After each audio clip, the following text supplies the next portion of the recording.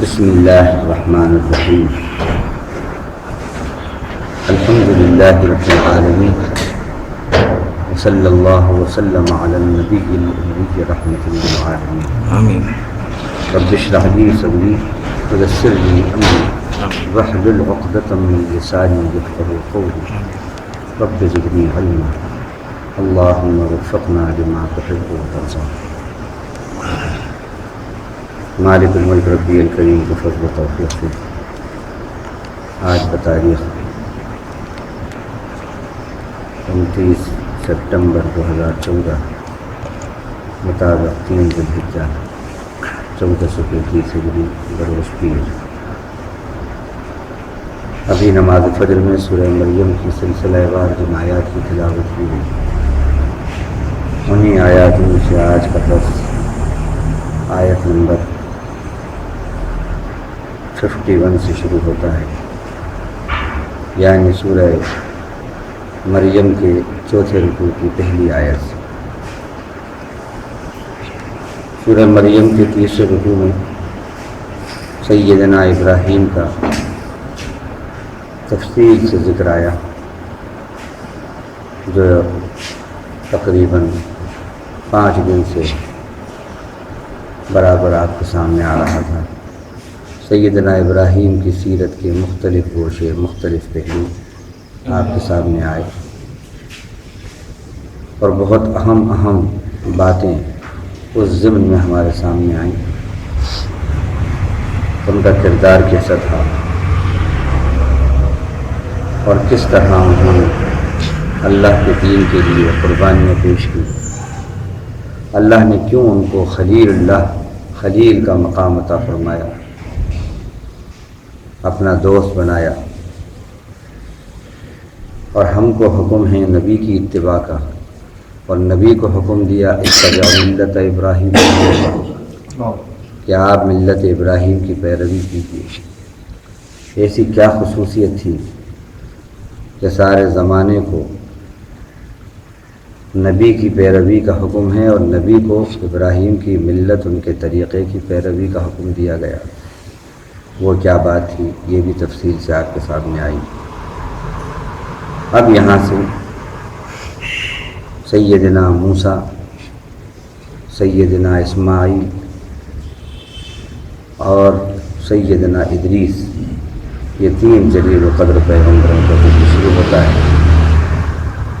حضرت موسیٰ بنی اسرائیل کے لیے نبی بنا کر بھیجے گئے، اور اس وقت کی جو بھی ان کے زمانے کی دنیا تھی ان کے لیے نبی بنا کر بھیجے گئے. اللہ تعالیٰ نے ان کو نہ صرف یہ کہ نبی بلکہ رسول بھی بنایا. تو وہ نبی اور رسول دونوں تھے.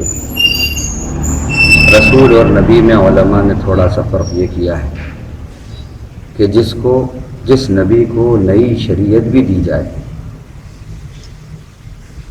نبوت کے ساتھ ساتھ نئی شریعت بھی دی جائے، اس نبی کو رسول کہتے ہیں.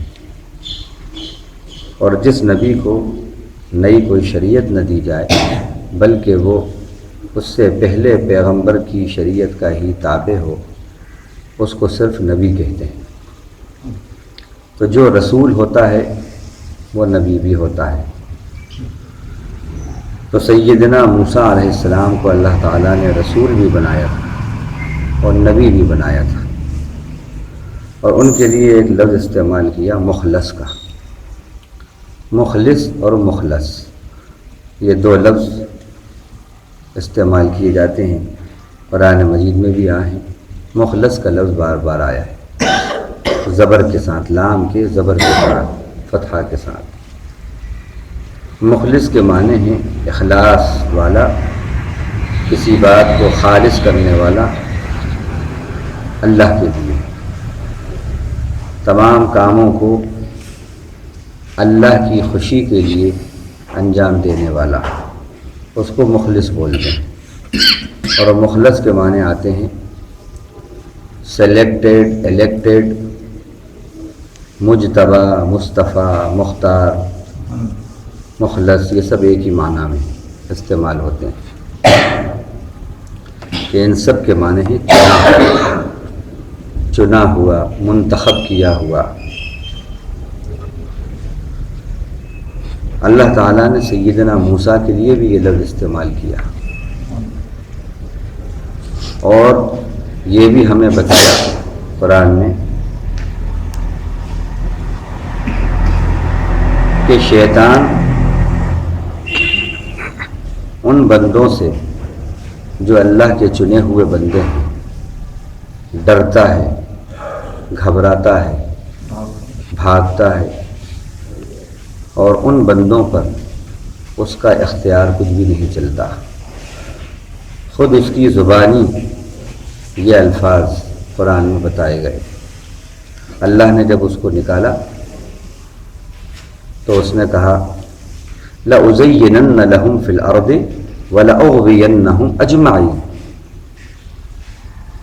میں آدم کی جو اولاد ہے، جو انسان ہیں، ان کے لیے گناہوں کو بہت ہی خوشنما بنا کر ڈیکوریٹڈ فارم میں پیش کروں گا، بہت خوبصورت طریقے پر، یعنی ماڈرنائز کر کے بہت ہی اٹریکٹیو فارم میں پیش کروں گا، کیونکہ جو چیز بھی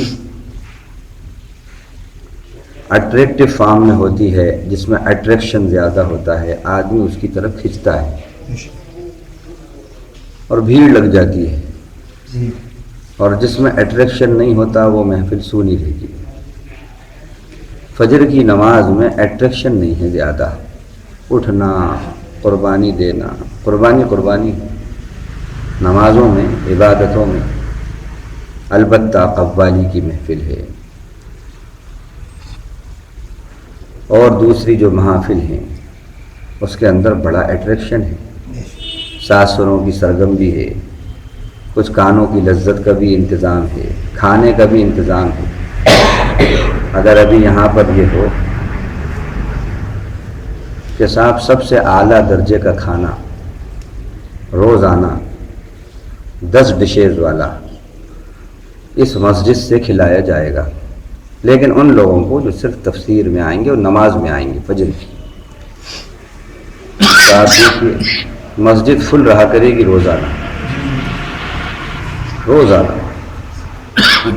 تو ایسا کچھ اٹریکشن نمازوں میں ہو، فجر میں ہو، ایسا اٹریکشن نہیں ہے، لیکن جو ایمان والے ہیں ان کے لیے انہی میں اٹریکشن ہے، اور ان میں ان کے لیے کچھ بھی نہیں ہے۔ وہاں سبٹریکشن ہے، یہاں ایڈیشن ہے، یہاں اٹریکشن، وہاں سبٹریکشن۔ اور جو بے ایمان ہیں، جن کے پاس ایمان نہیں ہے یا ایمان میں کمزوری ہے، یہاں ان کے لیے سبٹریکشن ہے اور وہاں اٹریکشن ہے۔ اللہ ہمیں ایمان والا بنائے کہ اللہ کی پسند ہماری پسند بن جائے، رسول کی پسند ہماری پسند بن جائے، اللہ کے ولیوں کی پسند ہماری پسند بن جائے۔ تو اس نے کہا لَأُزَيِّنَنَّ لَهُمْ فِي الْأَرْضِ وَلَأُغْوِيَنَّهُمْ أَجْمَعِينَ۔ میں ان کے لیے، یعنی آدم کی اولاد کے لیے، گناہوں کو، برائیوں کو، خرابیوں کو بہت ہی ڈیکوریٹڈ فارم میں خوشنما بناؤں گا، ضرور بناؤں گا۔ خالی یہ نہیں کہا اُزَيِّنَ، ادھر لام لگایا، ادھر نون پہ تشدید آئی ہے، تاکہ بڑی ایمفسس ہوتی ہے، جس میں یہ دو چیزیں عربی میں آ جائیں ورب میں، اس میں ایک ایمفسس پیدا ہو جاتی ہے، تاکہ ضرور گناہوں کو خوشنما بناؤں گا۔ آج آپ دیکھ لو گناہوں کی محافل، وہاں پر بورڈ لگا ہوتا ہے ہاؤس فل کا، اور نیکیوں کی محافل سونی رہتی ہے۔ تو یہ اپنے مشن پہ وہ قائم ہے، برابر مشن پہ قائم ہے، اور ہم اس کے مشن کے مشنری بنے ہوئے ہیں۔ عجیب بات ہے، اللہ کا دشمن ہے۔ اللہ نے اس کو کہا ان الشیطان للانسان عدو مبین، بے شک شیطان انسان کا کھلا دشمن ہے، اور ان الشیطان لکم عدو فاتخذوہ عدوا، بے شک شیطان تمہارا دشمن ہے، تم کیوں پیچھے ہٹتے ہو، تم بھی اس کے دشمن ہو جاؤ۔ یہ درس کم سے کم 35 منٹ یا 40 منٹ تک چلے گا۔ جن حضرات کو جانا ہے تو وہ ابھی فوراً چلے جائیں، بیچ میں سے اٹھ کے نہ جائیں، قرآن کی بے ادبی نہ کریں۔ جن کو جانا ہے فوراً ابھی چلے جائیں۔ ان الشیطان للانسان عدو مبین، بے شک شیطان انسان کا کھلا دشمن ہے۔ اللہ نے اس کو دشمن عظیم کہا، بڑا عدو مبین کہا۔ وہ دشمن ہمارا دوست بنا ہوا ہے، ہم اس کے وفادار بنے ہوئے ہیں اور اس کی کوئی بات بھی مس نہیں کرتے۔ ہماری خوشیاں بھی اسی دشمن کی مرضی کے تابع، اللہ کے دشمن کی مرضی کے تابع۔ ہمارے غم کی محافل بھی اسی کی مرضی کے تابع۔ ہماری عبادتوں میں بھی اسی کی مرضیات کا رنگ چڑھا ہوا ہے۔ بدعتیں اسے بڑی پسند ہیں، بڑی پسند ہیں۔ حدیث میں آتا ہے کہ جب شیطان دیکھتا ہے کہ یہ بندہ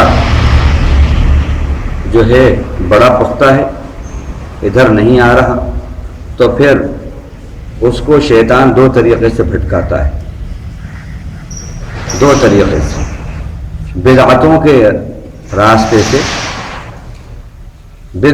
راستے سے اور آرزوؤں تمناؤں اور تعویلات کے راستے سے اس کو بھٹکاتا ہے۔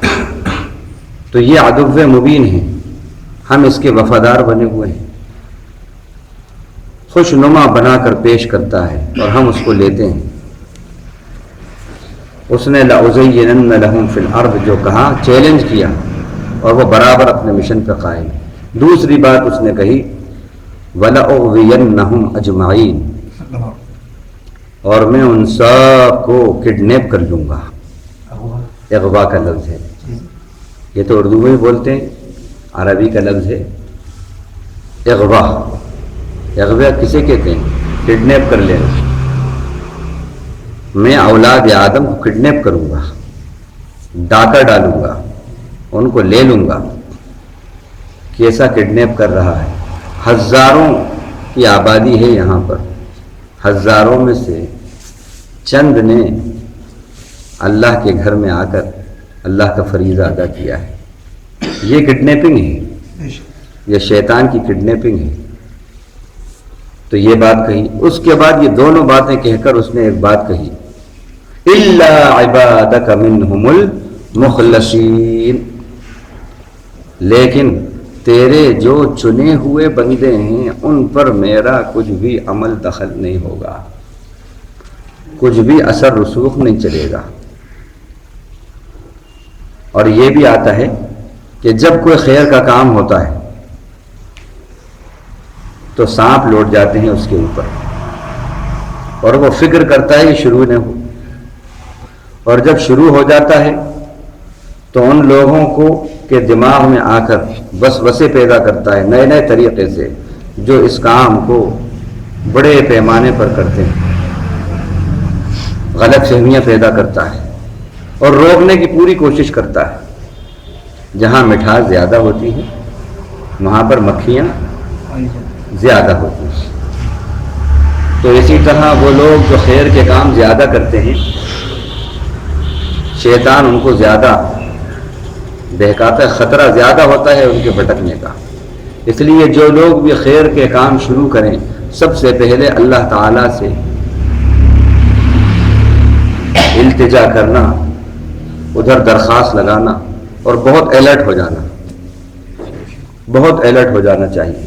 اب ہم نے یہ کام شروع کیا ہے، یہ خیر کا کام ہے اور اس سے بڑی بھلائی پھیلے گی زمانے میں، اور شیطان وسوسے ڈالے گا اور بیچ میں اس طرح کے ٹریپس جسے کہتے ہیں، پھندے وہ لگائے گا کہ ہم اس میں پھنسیں گے۔ تو اپنی نیت پر جائزہ لیتے ہوئے کہ آپ تو اللہ کے لیے کر رہے ہیں، جب اللہ کے لیے آپ کوئی عمل کر رہے ہیں تو زمانے والے کیسے ہی ریمارکس کریں، کچھ بھی کریں، آپ کی نیتوں پر حملے کریں۔ آپ یہ دیکھیے کہ میں یہ کام کس کا ہے اور کس کے لیے کر رہا ہوں۔ بس اللہ کے لیے آپ کر رہے ہیں تو جڑے رہیے آپ.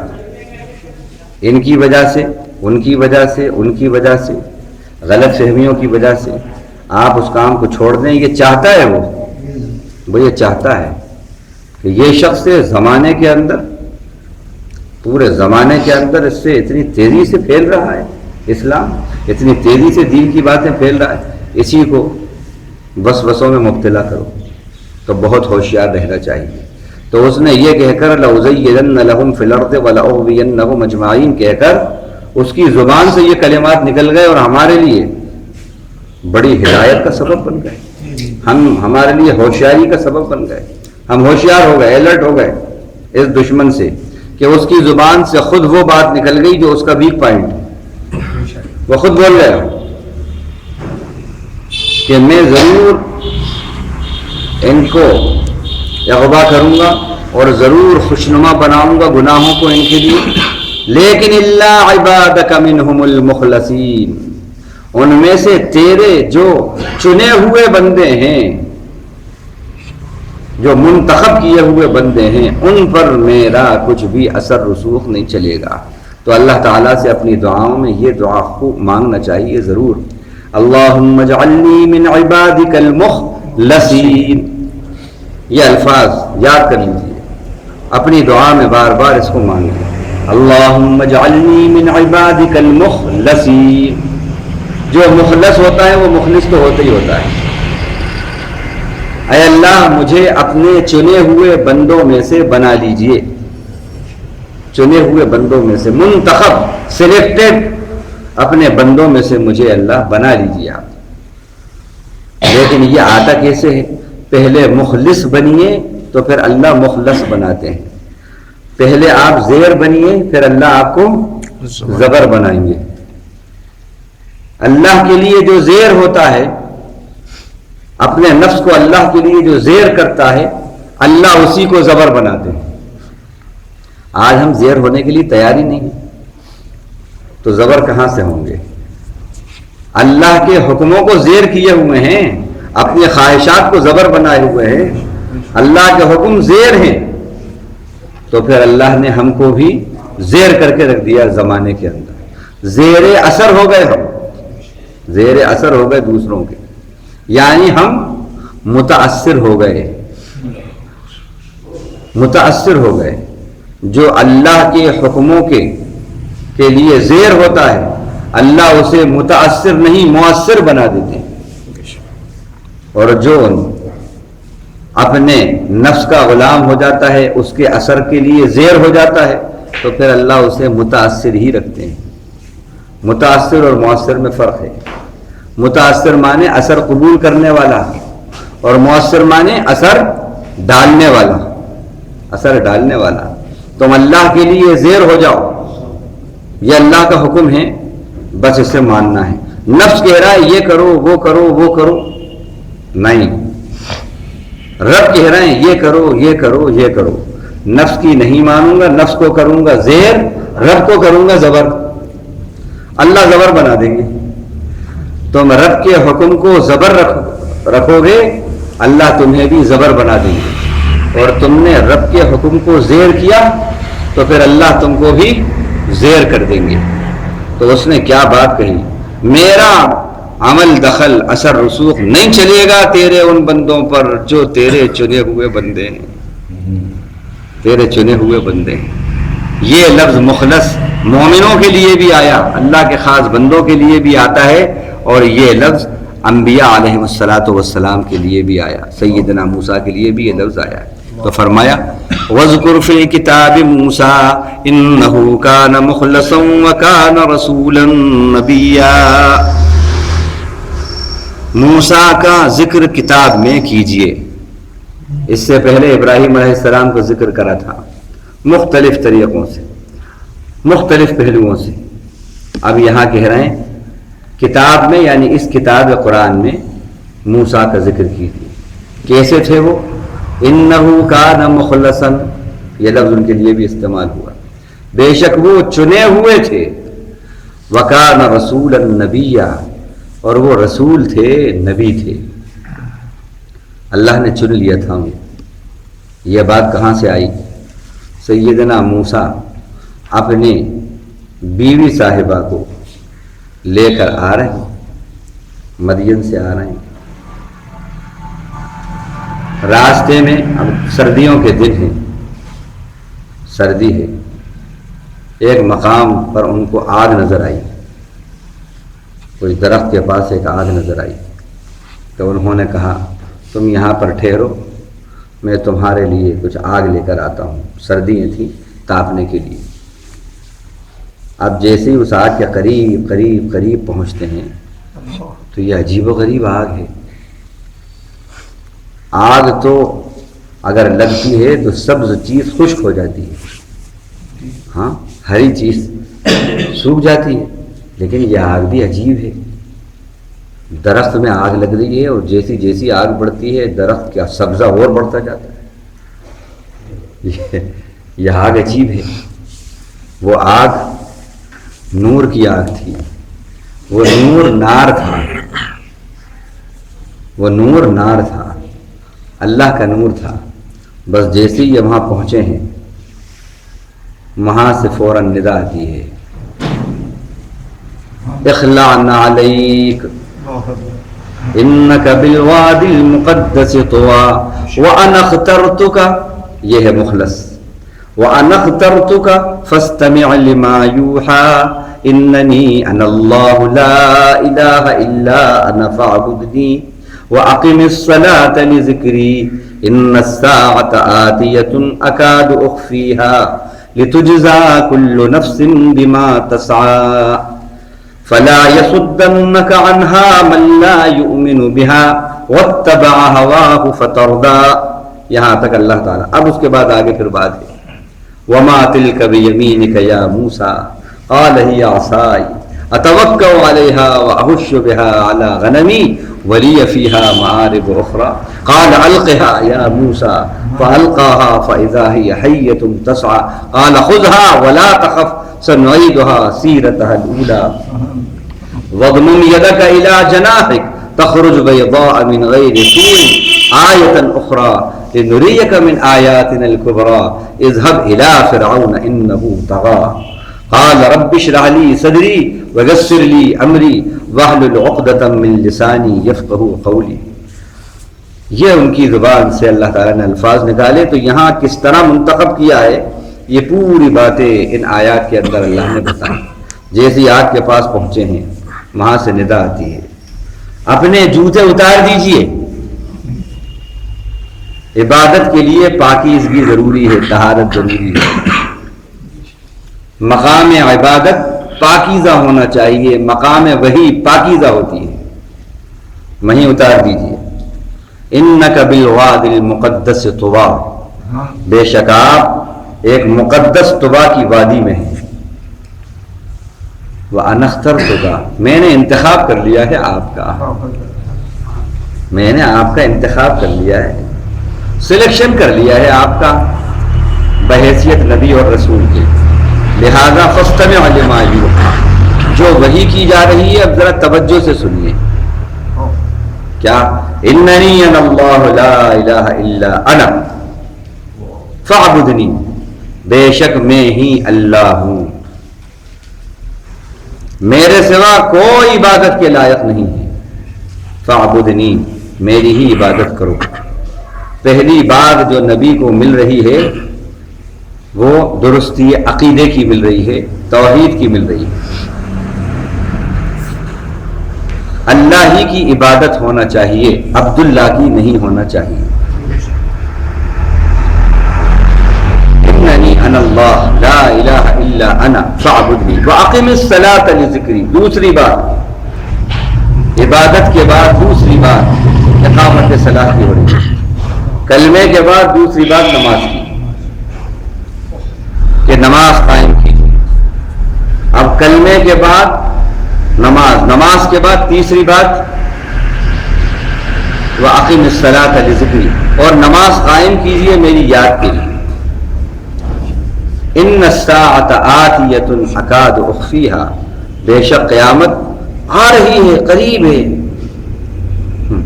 قیامت قریب ہے، آنے والی ہے، میں اس کو مخفی رکھ رہا ہوں، مخفی رکھی ہے اس کو. لتجزا، کائے کے لیے قیامت آ رہی ہے.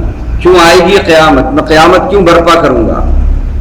لتجزا کل نفس بما تسعى، تاکہ ہر جان کو جو کچھ اس نے سرگرمیاں انجام دی ہیں دنیا کے اندر، ان سب کا اس کو بدلہ دیا جائے.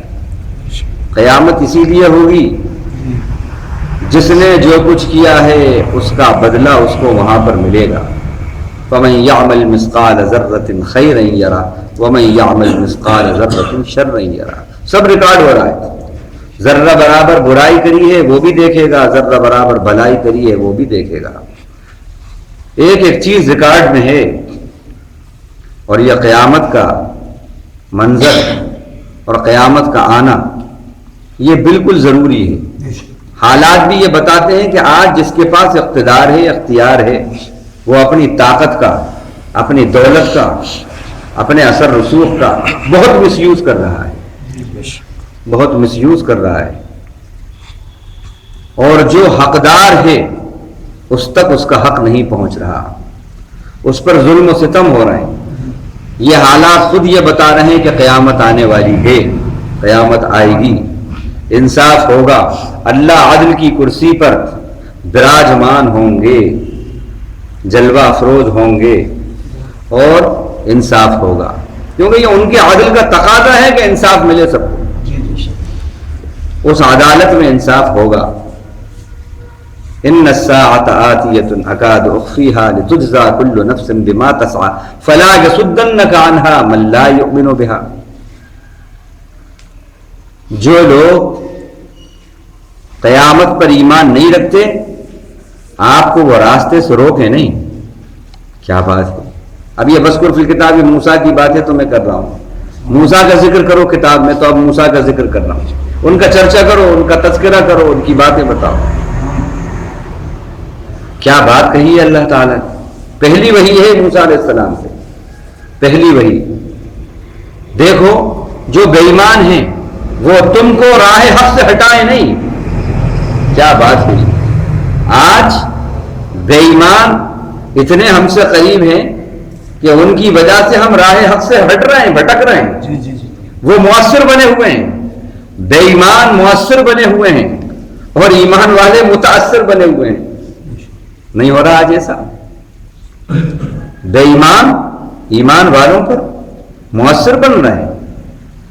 اللہ نے پہلی وحی میں موسیٰ علیہ السلام سے کہا تم کو بے ایمان جو ہیں، جو آخرت پر قیامت پر ایمان نہیں رکھتے، وہ تم کو روکے نہیں، رکاوٹ نہ بنے تم راہ حق میں تمہارے لیے. آج بے ایمان راہ حق میں رکاوٹ بنے ہوئے ہیں. ہمارا فرینڈ سرکل عبادتوں سے روک رہا ہے. اس طرح معاملہ ہے، ایسی ان کی سنگت ہے کہ ان کو عبادتوں سے الرجی ہے. ارے میاں کہ تو ملا ہو گیا، بڑی پابندی سے ابھی آئے تھا پھر جا رہے ہیں نماز کے لیے. کیا ملا ہو گیا ایسی باتیں کر رہا ہے. فلا یصدنک عنہا من لا یؤمن بہا. نہیں روکیں آپ کو وہ جو قیامت پر ایمان نہیں رکھتے، یعنی راہ حق سے نہ روکیں. تو یہ بات ہم سے بھی اللہ تعالیٰ فرما رہے ہیں کہ ہمیں ایمان پر، راہ حق پر چلتے رہنا ہے. اور جو بے ایمان ہیں وہ اس راہ کے اندر ہمارے اوپر مؤثر نہ بنے. مؤثر کہتے ہیں اثر ڈالنے والے، اور متاثر کہتے ہیں اثر قبول کرنے والے. پکا سچا مومن وہ ہے جو باطل پر مؤثر ہو، نہ کہ باطل سے متاثر ہو. لیکن آج ہم تو باطل سے متاثر ہو رہے ہیں. اس کا مطلب ایمان کمزور ہے، ہمارا ایمان کمزور ہے. فلا یصدنک عنہا من لا یؤمن بہا واتبع ہواہ. اور نہ وہ آپ کو راہ حق سے روکے، نہ وہ راہ حق سے روکے جو خواہشات کا غلام بنا ہوا ہے، جس نے خواہشات کی پیروی کی ہے. اور آج یہ ہو رہا ہے. خواہشات کے بندے، خواہشات کے غلام، ہم ان میں اتنے مست ہیں، ان کے اندر اتنے، ان کی سنگت میں اتنے ہیں کہ ان کی وہ صحبت، ان کی وہ قربت ہمیں اللہ کے راستے سے، راہ حق سے روک رہی ہے.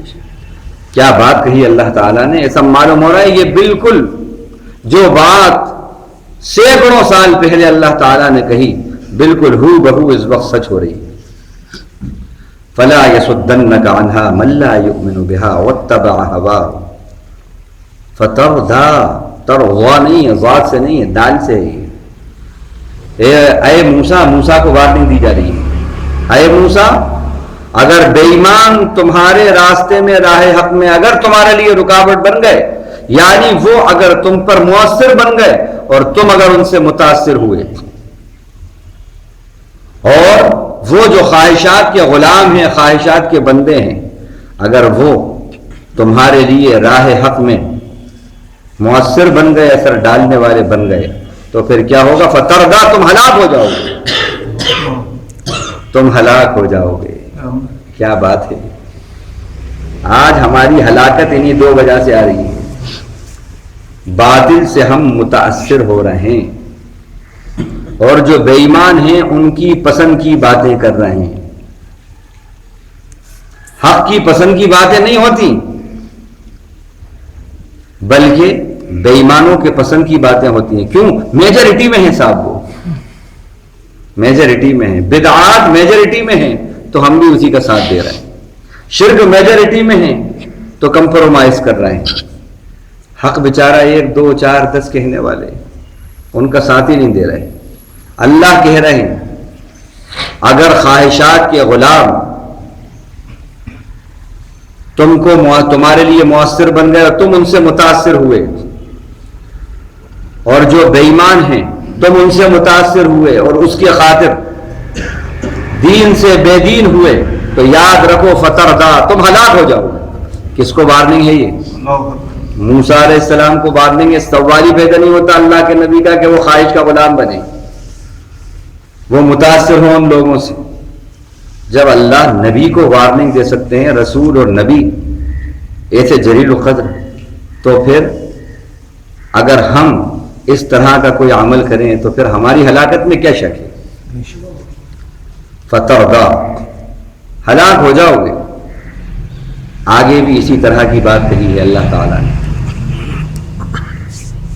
ابھی چند آیتوں کے بعد وہ بات آئی کہ وہاں بھی بتایا کہ 2 چیزیں ایسی ہیں کہ جس کی وجہ سے ہلاکت بہت تیزی سے آتی ہے اور تم ہلاکت کو فیس کرو گے. فخلف من بعدهم، چونکہ وہ اسی سے ریلیٹڈ ہے اس لیے اس کو بھی یہاں ذکر کر دیتا ہوں. فخلف من بعدهم خلف اضاعوا الصلاة واتبعوا الشهوات فسوف يلقون غيا. 2 باتیں بتا دی. فرمایا اچھے لوگوں کے بعد کچھ ایسے برے اور ناخلف ان کے جانشین بنے کہ انہوں نے نماز کو غارت کیا، نماز کو ضائع کیا. اضاعوا الصلاة، اور کیا کیا؟ واتبعوا الشهوات، اور نفس کی جو خواہشات تھے اس کے غلام بن گئے. تو پھر کیا ہوگا؟ فسوف يلقون غیا، ان قریب وہ ہلاکت کو فیس کریں گے، مقابلہ کریں گے، ہلاکت کا سامنا کریں گے. آج مجھے بتائیے اللہ تعالیٰ نے جن 2 اسباب سے ہلاکت کا سامنا کرنے کی بات کہی ہے کہ ہلاکت تمہارا سامنا کرے گی، آ جائے گی تمہارے سامنے، وہ جو 2 اسباب بتائے ہیں، کیا وہ 2 اسباب ہمارے اندر نہیں پائے جا رہے؟ نہیں پائے جا رہے. عبادتوں کو غارت کیا جائے گا، نمازوں کو ضائع کیا جائے گا. ہزاروں کی آبادی، پورا محلہ پیور مسلم محلہ، وہ مسجد جس میں گنجائش 1000 کی ہو، اس مسجد کے اندر 5 لوگ، جس میں 2 لاکھ کی گنجائش ہو، مکہ مسجد، ایک صف بھی فجر میں مکمل نہیں. اضاعوا الصلاۃ ہو رہا ہے نہیں ہو رہا؟ نمازوں کو غارت کر رہے نہیں کر رہے؟ ہلاکت کا سبب اللہ تعالیٰ نے بتایا. نمازیں عبادتیں غارت ہوں گی، بربادی آئے گی، ہلاکت آئے گی، قرآن نے کہہ دیا. اور دوسرا سبب ہلاکت کا کیا بتایا؟ واتبعوا الشہوات، خواہشات کے غلام. میری خواہش ہے 4 کروڑ کی شادی ہو، میری خواہش ہے 4 کروڑ کی شادی ہو. ہاں 30 لاکھ کا نہیں، 60 لاکھ کا کھانا ہو. میری خواہش ہے، دیا ہے اللہ نے تو خرچ کر رہا ہوں صاحب، میری خواہش ہے۔ ابھی چند دن پہلے میں بار بار ذکر کر رہا ہوں اس شادی کا، 30 لاکھ کا اسٹیج ہے، میری خواہش ہے، اللہ نے تو نہیں کہا۔ یہ ہو رہا ہے تو کس لیے ہو رہا ہے؟ آپ کی خواہش ہے۔ خواہش کے غلام بنے نہیں بنے، خواہش کے غلام۔ پردہ جو ڈالنے کے لیے آیا ہے ہزاروں لاکھوں کا ہے، وہ یہ کیا ہو رہا ہے؟ خواہشات کے غلام ہم بنے ہوئے، یہ ہماری شادی ہے، یہ ہماری شادی ہے، غیروں کی بات نہیں کر رہا۔ تو ہم خواہشات کے غلام بنے یا نہیں بنے؟ بنے۔ آرکیسٹرا میں لاکھوں خرچ کر دیے، کیوں کریں؟ اللہ میاں نے حکم دیا تھا نہیں، اللہ نے کہیں کہا ہے ولی عہد ہے تو اس کے لیے بالکل ساتھ خون معاف ہے، کہیں کہا ہے اللہ نے؟ کہیں بھی نہیں کہا۔ اللہ نے کہا ہے برتھ ڈے بناؤ، برتھ ڈے کے اندر لاکھوں خرچ کرو، اللہ نے حکم دیا ہے۔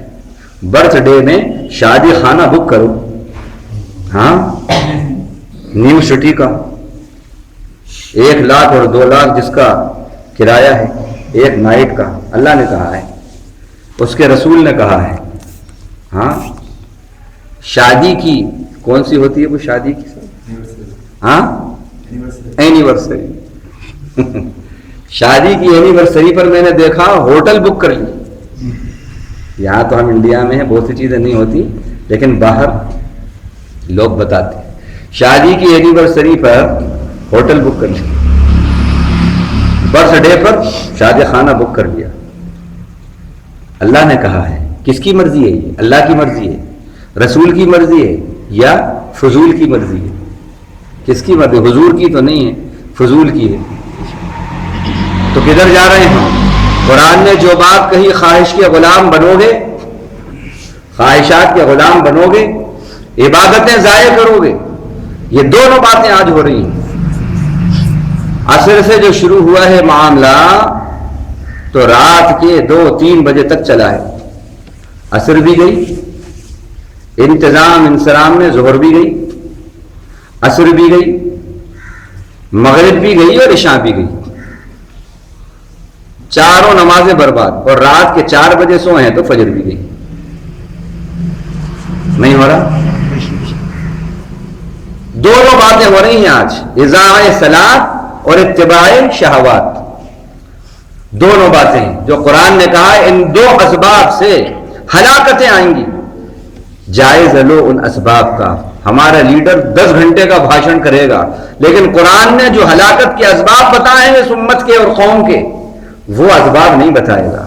وہ بتائے گا پیلے ڈریس والے یہ کر رہے ہیں، سفید ڈریس والے یہ کر رہے ہیں، وہ تمہارے خلاف یہ کر رہے ہیں، وہ تمہارے خلاف یہ کر رہے ہیں۔ زمانے میں گھمائے گا پھر آئے گا، گھمائے گا پھر آئے گا، لیکن جو پتے کی بات ہے وہی نہیں کہے گا، مدعے کی بات جسے کہتے ہیں وہی نہیں کہے گا۔ تب مدعے کی بات کہو، ہاں ہاں وہ نہیں۔ قرآن مدعے کی بات کہتا ہے، ہلاکت کے اسباب بتاتا ہے، وہ ٹچیز دیتا ہے قرآن۔ 2 باتیں جہاں ہوں گی وہاں ہلاکت آئیں گی، اضاع صلاۃ، اتباع شہوات۔ عبادتوں کو غارت کیا جائے گا، خواہشات کی غلامی کی جائے گی، ہلاکتیں آئیں گی، اور یہ دونوں اسباب موجود ہیں۔ تو وہاں پر سیدنا موسیٰ کے ذکر میں بھی اللہ تعالیٰ نے یہ بات کہی، دیکھو موسیٰ جو بے ایمان ہے، جو آخرت پر ایمان نہیں رکھتا، قیامت پر ایمان نہیں رکھتا، دیکھو کہیں ایسا نہ ہو وہ تمہارے راستے کے اندر تم پر مؤثر بن جائے، اثر ڈالنے والا بن جائے۔ اور دیکھو جو خواہشات کا غلام ہے، کہیں وہ راہ حق میں تمہارے لیے تم پر اثر ڈالنے والا نہ بن جائے، اور تم کہیں ایسا نہ ہو متاثر ہو جاؤ اور وہ مؤثر ہو جائے۔ اگر ایسا ہوگا تو فتردہ، تم ہلاک ہو جاؤ، تم ہلاک ہو جاؤ۔ یہ دونوں باتیں یہاں پر ہیں۔ تو سیدنا موسیٰ علیہ السلام کا ذکر ابھی یہ چند دن اور چلے گا، کیونکہ اللہ نے کہا کہ موسیٰ کا ذکر کرو کتاب میں۔ تو اب ہمیں جہاں جہاں سے جو بھی موسیٰ علیہ السلام کے بارے میں اہم بات ہمارے درس سے متعلق آتی جائیں گی ذہن میں، انشاءاللہ وہ ہم بتائیں گے آپ کو۔ اب آج یہیں تک اسی پر اکتفا کرتے ہیں۔ اللہ سے دعا ہے کہ اللہ ہمیں جن جن اسباب سے اللہ نے ہلاکت کو بتایا ہے، اللہ اپنے کرم سے اپنے فضل سے ان تمام ہلاکت کے اسباب سے ہم کو، ہماری نسلوں کو اور تمام ایمان والوں کو محفوظ رکھے، اور تمام عالم کو اللہ جو اسباب ہدایت ہیں ان سے سرفراز کرے اللہ تعالی، اسباب رحمت کو اپنانے والا بنائے۔ وآخر دعوانا الحمدللہ رب العالمین، سبحان اللہ وبحمدہ، سبحانک اللہم وبحمدک، نشہد ان لا الہ الا انت، نستغفرک ونتوب الیک۔ اللہم اجعلنا من الذین یستمعون القول فیتبعون احسنہ، اللہم اسمعنا منادی الجنة مع الابرار، ربنا آتنا فی الدنیا حسنہ وفی الآخرة حسنہ وقنا عذاب النار، اللہم انا نسألك الهدى والتقى والعفاف والغنى، ربنا تقبل منا إنك أنت السميع العليم وتب علينا إنك أنت التواب الرحيم، وصلى الله تعالى على خير خلقه محمد وآله وصحبه أجمعين، آمين۔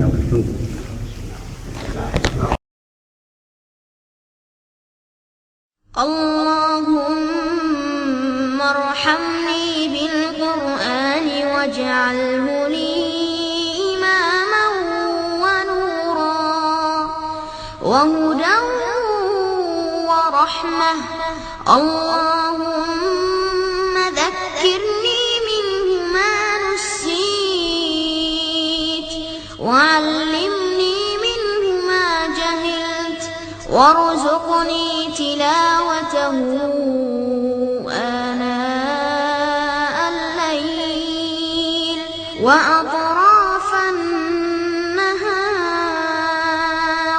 واجعله لي حجة يا رب العالمين، اللهم أصلح لي ديني الذي هو عصمة أمري، وأصلح لي دنياي التي فيها معاشي، وأصلح لي آخرتي التي فيها معادي، واجعل الحياة زيادة لي في كل خير، واجعل الموت راحة لي من كل شر، اللهم اجعل خير عمري آخرة، وخير عملي خواتمة، وخير أيامي يوم ألقاك، وخير أيامي يوم ألقاك فيه،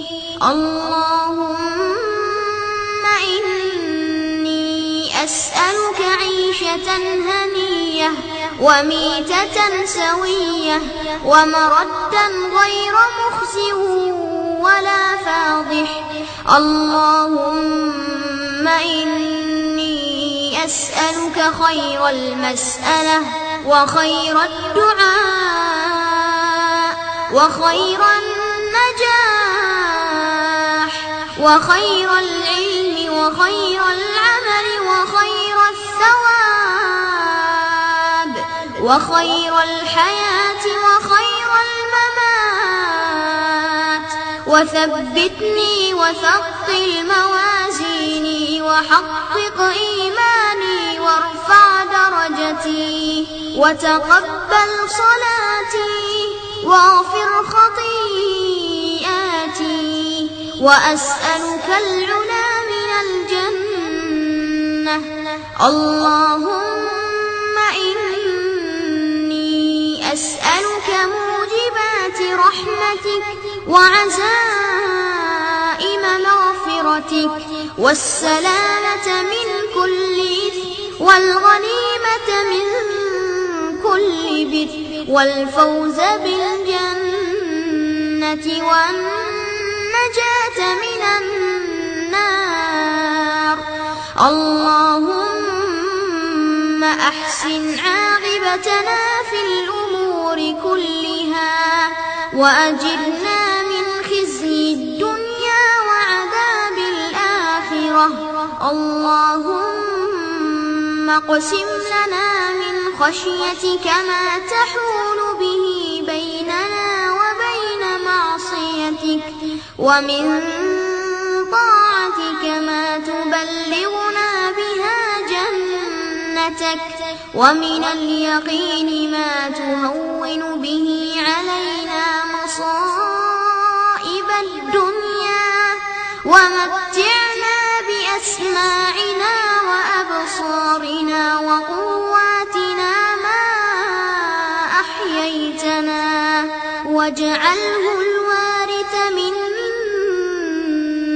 واجعل ثأرنا على من ظلمنا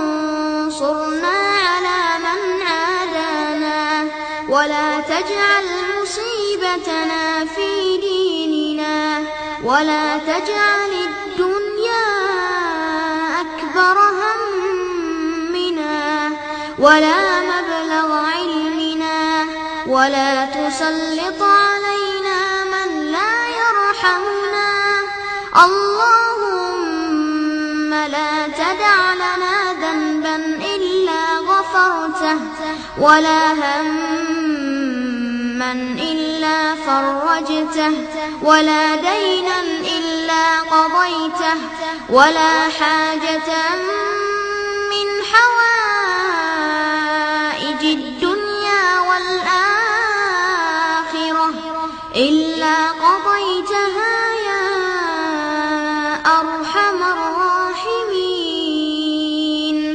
ربنا آتنا في الدنيا حسنة وفي الآخرة حسنة وقنا عذاب النار وصل اللهم على نبينا محمد وعلى آله وصحبه